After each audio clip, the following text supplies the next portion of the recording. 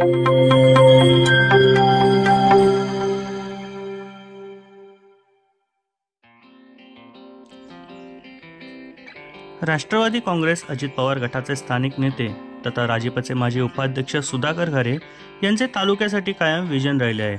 एखादा उपक्रम हाती घेतल्यानंतर घारे तो उपक्रम यशस्वीपणे राबवतात आणि त्या उपक्रमात महिलांना कायम प्राधान्य दिले जाते हे विशेष। महिलांसाठी घेतलेला हळदी कुंकू समारंभ असेल की तरुणांसाठी घेतलेली रील स्पर्धा असेल, या सर्वाला तुफान प्रतिसाद आजवर लाभलेला आहे।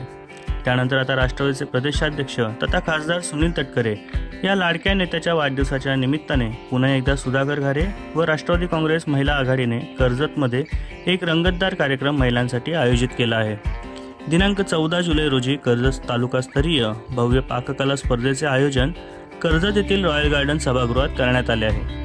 सुधाकर घारे यांच्या नेतृत्वाखाली तर राष्ट्रवादी महिला आघाडीच्या कर्जत तालुकाध्यक्ष रंजना धुळे, कर्जत शहराध्यक्ष मधुरा चंदन, माथेरान शहराध्यक्ष स्वाती कुमार व नेरळ शहराध्यक्ष राजश्री कोकाटे यांच्या माध्यमातून कार्यक्रमाचे नियोजन केले जात आहे। शोध सुगरणींचा कोकणातील खाद्य संस्कृतीचा अशा टॅगलाईनसह या पाककला स्पर्धेसाठी कोकणात पिकणाऱ्या वस्तूंपासून असा विषय देण्यात आला आहे।